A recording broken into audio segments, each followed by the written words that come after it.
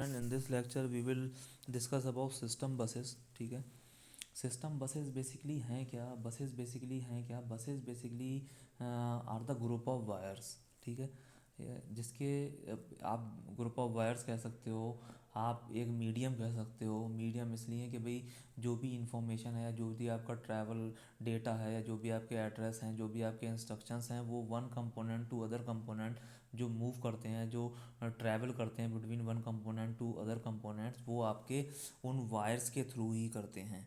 ठीक है ना। और उन वायर्स को आप क्या कहते हो? उन वायर्स को आप कहते हो बसेस। ठीक है, तो ये कॉन्सेप्ट है। द सिस्टम बस is a pathway composed of cables, wires and connectors used to carry data between a computer microprocessor and the main memory। ठीक है ना। आपके प्रोसेसर्स के बीच में, मेमोरीज़ के बीच में, आपकी इनपुट आउटपुट डिवाइस के बीच में जो भी कनेक्शंस हैं या जो भी इंफॉर्मेशन फ़्लो करती है, वो with the help of buses करती है। ठीक है, there are different kind of buses, we will discuss in further discussion. The bus provides a communication path of the data for the data and control signal moving between the major component of the computer system. Data buses होती हैं जिसके ऊपर आपका data travel करता है, यानी कि एक रजिस्टर से दूसरे रजिस्टर के अंदर, या एक कंपोनेंट से प्रोसेसर से मेमोरी के अंदर, या मेमोरी से प्रोसेसर के अंदर। ठीक है ना। दूसरी बसेज होती हैं जो आपकी सिग्नल बसेज होती हैं। ठीक है ना, कंट्रोल सिग्नल्स। तो इसके अंदर आपके जो इंस्ट्रक्शंस हैं वो ट्रैवल करते हैं from one point two another point. ठीक है। द सिस्टम बस works by combining the functions of three main buses. जो आपकी सिस्टम बस हैं वो combining the functions of three main buses. ठीक है, वो कौन कौन सी हैं? जैसे मैंने आपको बताया था, डेटा बस हो गई, एड्रेस बस हो गई, और आपकी कंट्रोल बसेस हो गई। Each of the three buses has its separate characteristics and responsibilities. उनके अलग अलग काम हैं, उनकी अलग अलग जिम्मेदारियां हैं। The system bus connect the C P U with the main memory. जो आपकी सिस्टम बसेस रहती हैं वो सीपीयू को, सेंट्रल प्रोसेसिंग यूनिट को, आपकी मेन मेमोरी से कनेक्ट रखती हैं। And in some systems with the level two cache. जो कैशे होती है उससे भी आपकी सिस्टम बसेस जो हैं उससे कनेक्ट रखती हैं। Other buses such as IO buses branch off from the system bus to provide a communication channel between the C P U and the other peripherals. जो इनपुट आउटपुट बसेस होती हैं वो क्या है कि आपके जो भी इनपुट डिवाइसेस हैं, या जो भी आपकी आउटपुट डिवाइसेस हैं, या कोई आपने अलग से पेरीफेरल लगा रखा है, उसके बीच में कम्युनिकेशन इस्टेब्लिश करती हैं। यानी कि उसके बीच में जो भी इंफॉर्मेशन शेयर होगी, सपोज कर लीजिए आपने कोई पेन ड्राइव लगा दी। ठीक है, तो वो जो पेन ड्राइव के थ्रू आपके सीपीयू और उस पेरीफेरल डिवाइसेस के बीच में कम्युनिकेशन होगा, या जो भी डेटा ट्रांसफ़र होगा, वो इनपुट आउटपुट बसेस के थ्रू होता है। The system bus combines the function of three main buses जो मैंने आपको बताई। The control bus carries the control, timing and coordination signals to manage the various functions across the system. ठीक है, control signals को travel कराता है। Timing, जो मैंने आपको लास्ट टाइम अगर आपको ध्यान हो तो मैंने आपको रजिस्टर ट्रांसफ़र के केस में आपको बताया था कि जो भी आपकी अगर रजिस्टर के अंदर जो भी डेटा ट्रांसफ़र हो रहा है वो क्लॉक के थ्रू सिंक होता है। ठीक है ना।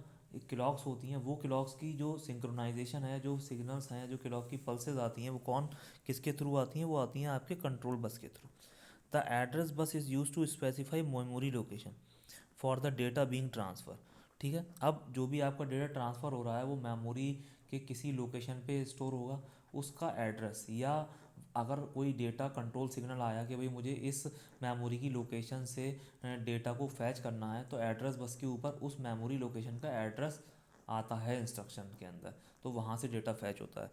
The data bus which is by directional path carries the actual data between the processor, the memory and the peripherals. ठीक है, जो भी डेटा बसेस हैं उनके डेटा बेसिस के ऊपर आपका ये बाई डायरेक्शनल होती हैं।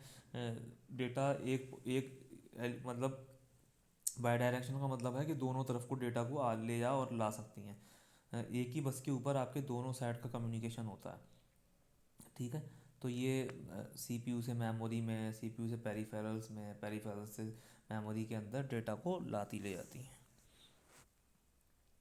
The design of the system bus varies from system to system and can be specified to a particular computer design or may be based on industry standards। ठीक है, One advantage of using the industry standard is the ease of upgrading the computer using standard components such as memory, input output devices from independent manufacturer.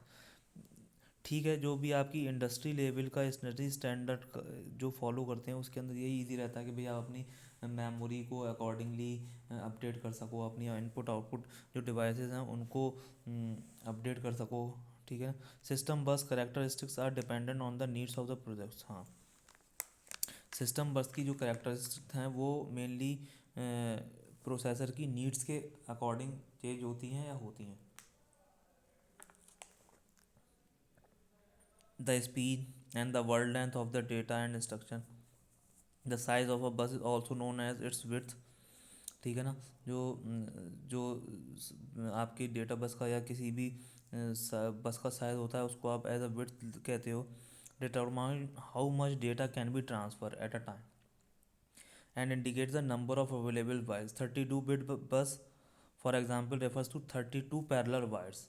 64 parallel wires will be there, और connector that can simultaneously transmit 32 bits। ठीक है ना, जो 32 bit data buses होती हैं, 32 bit आपके system बस होती हैं, उसके अंदर 32 मतलब वायर्स होते हैं जो कि आपके एक ग्रुप में कह लो या पैरेलल कह लो, वो उनके ऊपर एट अ टाइम 32 बिट का डेटा ट्रांसफ़र हो सकता है। जो 32 बिट प्रोसेसर आता है, 8 बिट 16 बिट प्रोसेसर, उनके अंदर क्या है कि at a time 16 bits of data at a time process हो सकता है, या 32 बिट डेटा प्रोसेस हो सकता है। The design and dimension of the system bus are based on the specific processor technology and on the motherboard. This is in fact affect the speed of the motherboard. Multi बस organisation जो है वो आपका नीचे diagram में दे रखा है ना। Multi bus system many processors में try to access the shared memory. ठीक है ना, मल्टी बस ऑर्गेनाइजेशन के अंदर क्या है कि जो भी आपके प्रोसेसर्स हैं वो ट्राई करते हैं शेयर्ड मेमोरी को एक्सेस करने की एक साथ। To deal with this program a policy might be implemented that allocates the available bus to the processor making request to memory. In particular case, the policy might deal with the case when the number of processor exceed from the b. For performance point of view, this allocation has to be performed by hardware arbiters which as we will। इसमें है क्या, basically multiple बस system के अंदर जो कई कई सारे प्रोसेसर होते हैं वो आपके एक साथ मेमोरी को एक्सेस करने की कोशिश करते हैं। इस प्रॉब्लम से डील करने के लिए क्या है कि आपके जो भी पॉलिसी इम्प्लीमेंट की गई है बसेस की टू द प्रोसेसर, जो भी डील करते हैं इससे, उनमें क्या है, the number of processor exceed from the B perform point of view the allocation has to be perform by hardware. Significant P count, program count, counter are is to be, memory read in read.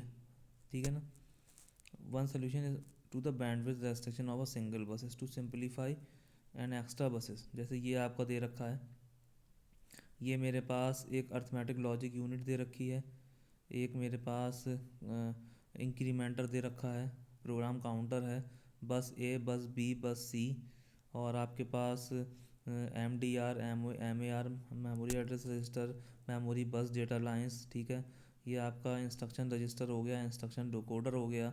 ठीक है ना, तो ये architecture है। इसके अंदर क्या है, जो भी बसेस हैं वो डेटा को लेके आती हैं और एक कांस्टेंट वैल्यू जो भी आपकी रजिस्टर फाइल है उसके साथ आपकी वैल्यू को एएलयू के अंदर स्टोर करा देती हैं। ठीक है ना, और जो भी मेमोरी एड्रेस रजिस्टर है वो क्या करेगा, वो मेमोरी के एड्रेस को कंटेन करेगा, और जो भी memory data bus data lines हैं उसके अंदर क्या होगा, वो आपके मेमोरी के डेटा को रिप्रेजेंट करता है।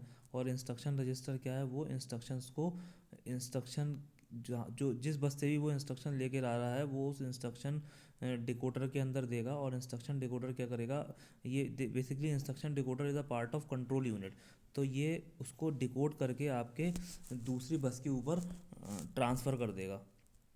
ठीक है ना, तो ये आपका जो डायग्राम है ये बेसिकली रिप्रेजेंट करता है आपके मल्टी बस ऑर्गेनाइजेशन को। ठीक है ना, तो